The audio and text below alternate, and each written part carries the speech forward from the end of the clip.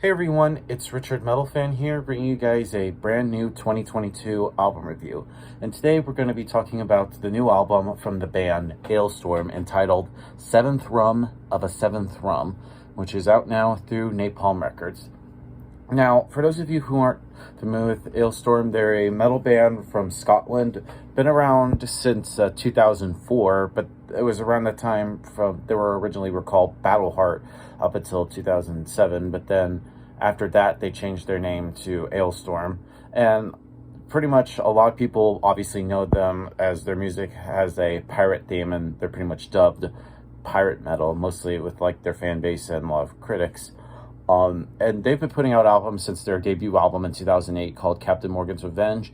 And then after that, they put out albums such as Black Sails at Midnight, Back Through Time, Sent of the Golden Age, No Great Eve But the Sea. And then this album is, of course, their seventh album, hence the title, which is parodying Iron Maiden's Seventh Son of the Seventh Son.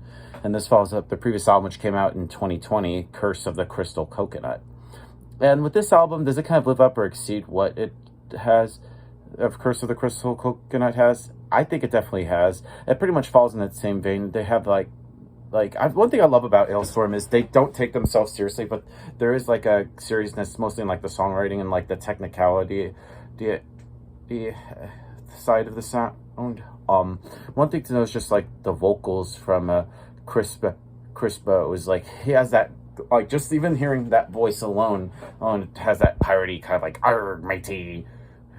And I love how there was also like the harsh vocals from Elliot Vernon, and just like both of their vocals really work well. The guitar work from Mate Border, I probably butchered his name. The guitar riffing is pretty solid.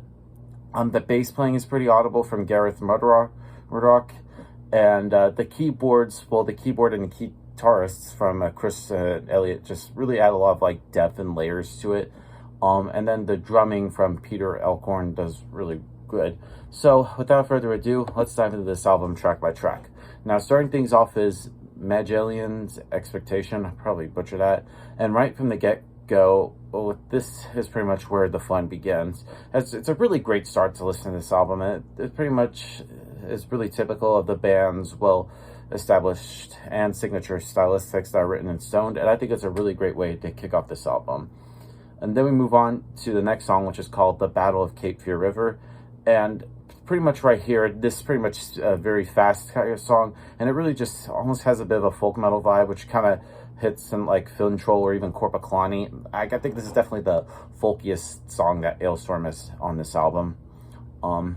Next up, we get to Cannonball. Now, Cannonball, in my opinion, is definitely my favorite of this album. It has really good choruses, tight riffs, mad singing, and heavy drums and bass. And I love that the synths and the guitar leads have a really great vibe to it. It almost kind of feels like it's in a little video game, with also the hints of the chiptune in there.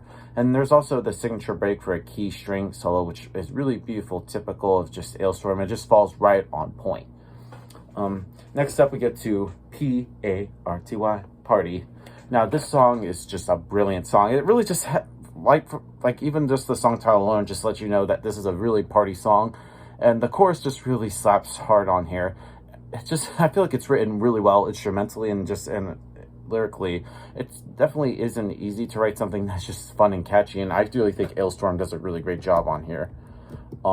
Moving on to Under Blackened Banners. Now, this song doesn't lose power, and up to the moment, I feel like this album hasn't given a single breath. It's just too sticky, fast, and it's a really enjoyable tune.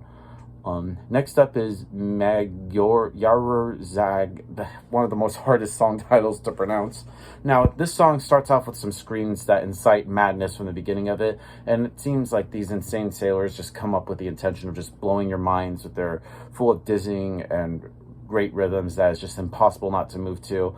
And I love this song. It's just a really great song. I can't even say, like, all these songs are really great. And then we move on to the title track of the album, Seventh Rum of a Seventh Rum. Blech, can't even speak today.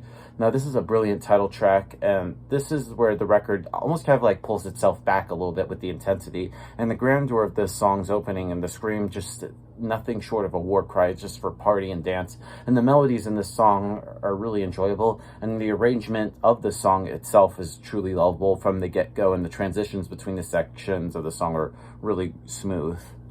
Then we move on to Bite the Hook Hand That Feeds. Now this song kind of remains the same tenor, and although it's somewhat less powerful and even monotonous for period, it does not stop pressing the accelerator and just the theme worthy for Alestorm. Moving on to Return to Tortuga, which I believe is kind of like a sequel to the song Tortuga from the previous album, Curse of the Crystal Coconut. Yeah. It's like a song, that album title is like a tongue twister in itself. But Return to Tortuga maintains what this song has without little change or rhythm compared to the previous song. If that's not a complaint, then I clarify.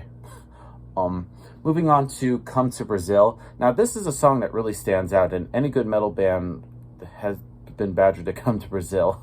And this is just so much fun to see Alestorm turn this sentiment. It was also just kind of like a joke into a song. And the band sort of has party plans for Brazil, and this song is a map. And this song is like the shortest and fastest off the record. And then we close things out finally with Wooden Leg, Part 3. Now this is a song with stanzas in several languages that, in form of a power ballad and folk sounds, kind of like dismisses this bestial marine odyssey. Just full of madness, and I feel like it's a great way to end this album. Now overall, seventh rum by Alestorm. Another great addition to their discography. So I give this album a score. I'm going to give the new Alestorm album probably a solid 9 out of 10. So yep, that's my review of the new Alestorm album, guys. Let me know in the comments what you guys think about it, and I'll see you all in the next video. And as always, keep it metal.